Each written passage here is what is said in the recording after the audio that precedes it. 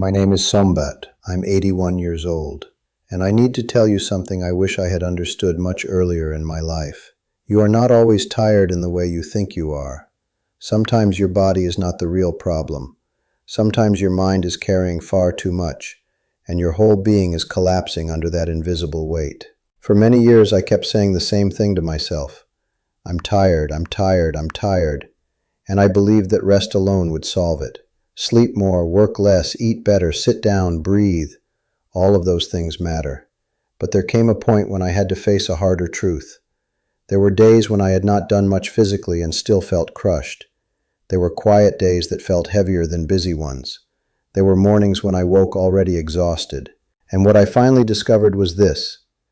I was not only tired, my mind was overloaded. It was carrying too much fear, too much memory, too much self-judgment, too many stories, too many unfinished inner conversations. And because I did not understand this, I kept trying to fix the wrong thing. I was born in a small village in northern Thailand where life was practical and often difficult. We did not talk about mental overload. We talked about work, weather, rice, family, illness, duty. If someone was suffering inwardly, they usually carried it in silence. So I grew up without the language to recognize what was happening inside me. If I felt worn down, I assumed I was weak. If my mind would not stop, I thought I simply lacked discipline. If my chest felt heavy, I believed I needed more spiritual effort. I did not know that a mind can become so crowded that even a quiet life starts to feel unbearable.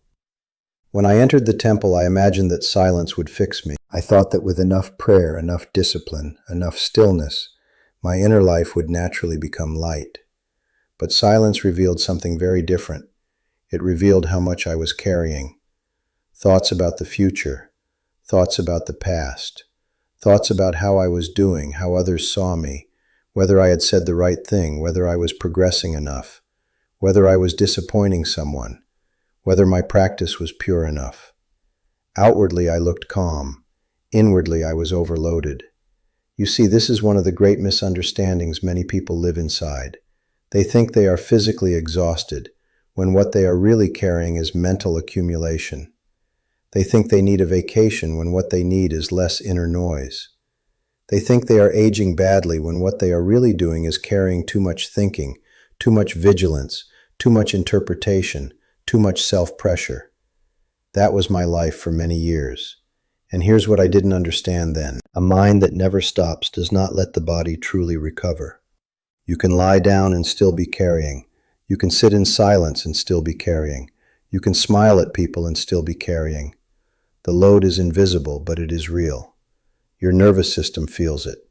Your chest feels it. Your breath feels it. Your sleep feels it. And over time, the whole person starts to believe they are simply tired, when in reality they are mentally overfilled.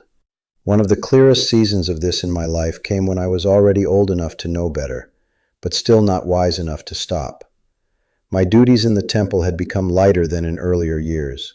I had fewer practical demands, but inside I was more burdened than ever. This confused me deeply. If life outside was simpler, why was I heavier inside? That question would not leave me. So I began to observe more carefully, and what I saw was almost painful in its clarity. My mind had become a room crowded with unfinished things. Old wounds I replayed, future worries I rehearsed, criticisms I still believed, fears I fed with attention, roles I was afraid to lose, versions of myself I was still trying to defend. No wonder I felt exhausted. My mind was carrying what my body was never designed to hold for so long. You know what surprised me most? The moment I named it correctly, I felt relief. Before anything changed outwardly, I felt relief. Because I am overloaded is a very different truth than something is wrong with me. One invites compassion, the other invites shame. And shame only adds more weight. For years I had added shame to overload. I was not only carrying too much, I was judging myself for being affected by it. What most people don't realize is that mental overload often comes from patterns that look respectable. Responsibility, planning, reflection, seriousness, preparation. But these things can turn toxic when there is no inner boundary. A responsible person becomes mentally over-responsible. A reflective person becomes trapped in rumination. A careful person becomes anxious. A disciplined person becomes harsh. I know this because I did not notice the line until I had crossed it many times. Another part of this overload came from my habit of never fully stopping. Even when I sat down, my mind kept moving.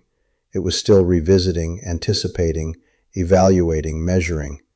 It did not know how to be with a simple moment without filling it. A cup of tea became a planning session. A walk became a review of everything unresolved. Prayer became another place to measure my inner condition. The mind took every empty space and packed it with itself. That is not rest. That is crowding. This is where everything changed. I stopped asking only, how can I be stronger? I started asking, what is my mind carrying that it does not need to carry anymore? This was a much truer question. It led me toward release instead of more effort. I began reducing the invisible load. I stopped replaying certain conversations. I stopped following every future fear. I stopped asking my mind to solve what life had not yet brought. I returned to the body more often. I allowed some uncertainty to remain unanswered. I simplified. I breathed more deeply. I let some thoughts pass without treating them like duties. And here's the truth. A mind can only calm down when it is no longer being used like a storage room for every pain, every scenario, every obligation, every unfinished emotion. You do not need to carry all of that. Not all at once, not all day, not all by yourself. If these words are helping you see something clearly, maybe this is the right moment to stay close to this space. There are many people walking around saying they are tired when in truth they are mentally overloaded. Sometimes one honest sentence heard at the right moment can begin a very deep form of healing. At my age, I still have heavy days. I still have a mind that can become crowded if I am not careful. But now I see it more quickly. I no longer assume all heaviness is weakness. I ask different questions. What am I carrying mentally that I can put down? What fear am I feeding? What story am I repeating? What am I trying to solve that is not even here? These questions have made my old age kinder. Tell me in the comments what is overloading your mind the most right now. Is it fear about the future, shame from the past, the need to hold everything together? And if this message gave you language for what you have been feeling, subscribe and leave a like so it can reach someone else who keeps calling this tiredness because they do not yet know what they are really carrying.